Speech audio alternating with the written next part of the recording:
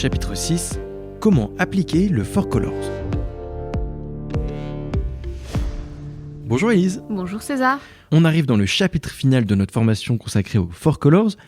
Revenons un petit peu pour commencer sur cette méthode, son objectif, dans quel cadre on utilise le Four Colors. En réalité, tu vas l'utiliser dans tout cadre relationnel.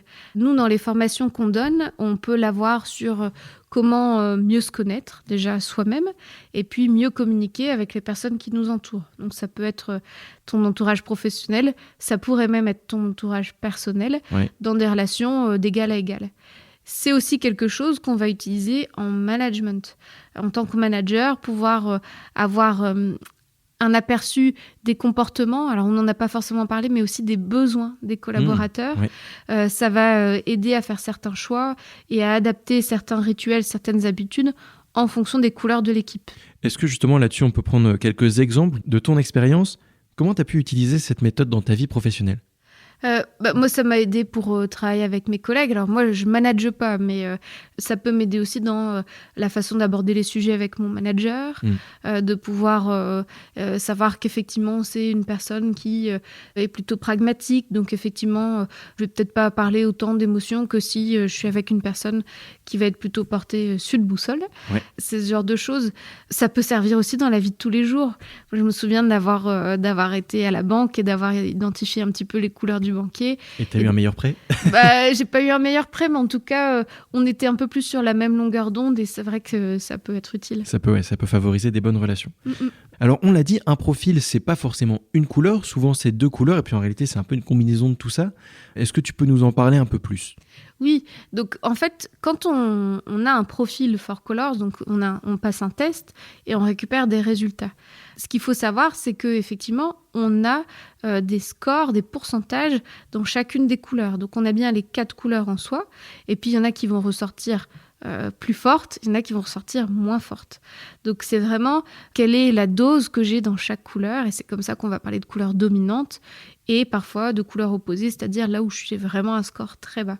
Alors justement, donc, il y a des couleurs naturelles, des couleurs adaptées, des couleurs opposées. Par exemple, toi, est-ce que tu as une différence entre ta couleur naturelle et ta couleur adaptée ? Dans quel cas tu adaptes ta couleur ? Alors en fait, effectivement, on a plusieurs profils. Donc le profil naturel, ça va être ton niveau dans les 4 couleurs. Et on a tendance à dire que c'est ta personnalité sans filtre. C'est vraiment au naturel, comme son nom l'indique.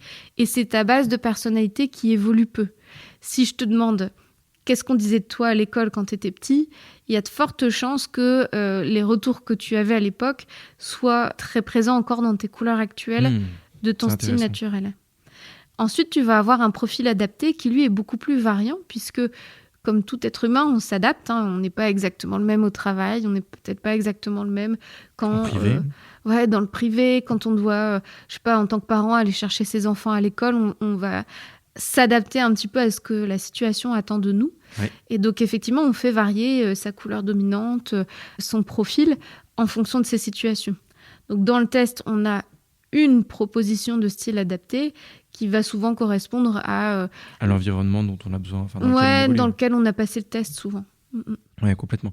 Et alors, le style opposé, souvent, c'est peut-être celui qui nous ressemble le moins. Est-ce qu'il faut aller vers cet opposé pour être plus épanoui ou pas nécessairement ? Le style opposé, effectivement, c'est ce qui nous met dans l'inconfort. On le disait tout à l'heure dans un des épisodes sur les couleurs, c'est pas parce que je suis rouge que mon opposé est vert, parce qu'il est à l'opposé sur la boussole. Je peux très bien avoir un opposé bleu ou jaune en étant rouge. C'est la couleur qui me parle le moins.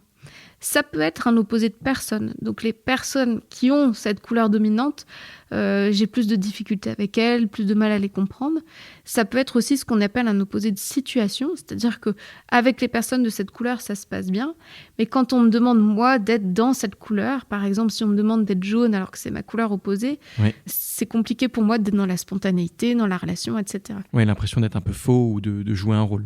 Ouais, c'est ça. C'est des gens qui sont assez solitaires et pragmatiques, donc du coup, ils seront pas à l'aise de devoir aller vers le jaune.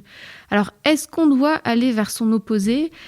En fait, ça à chacun d'identifier ses enjeux.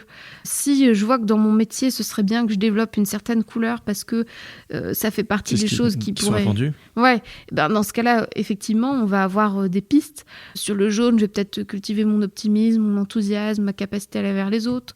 Sur le vert, je vais plutôt, si je dois aller vers le vert, essayer de prendre un peu plus le temps, d'aller faire des débriefs, du suivi, surtout en tant que manager. Si j'ai du bleu opposé, c'est peut-être comment j'essaie d'avoir une approche plus structurée, plus organisée dans ce que je fais, ou comment j'arrive à me conformer aux règles qu'on m'impose. Oui, bien sûr. Et si je dois développer ma tendance rouge, c'est développer mon affirmation de soi. La confiance en soi, oui. Oui, exactement. Alors, on revient justement sur ces 4 couleurs. La volonté du rouge, l'influence du jaune, la stabilité du vert, la conformité du bleu. C'est quoi la couleur la plus difficile à manager ? Eh bien, ça dépendra de ton profil, César. Il n'y a pas de couleur plus difficile à manager. C'est plutôt la couleur qui va être ton opposé, en fait, qui va être plus difficile à manager. Si tu es une personnalité rouge et que tu manages un rouge, ok, il faut être affirmé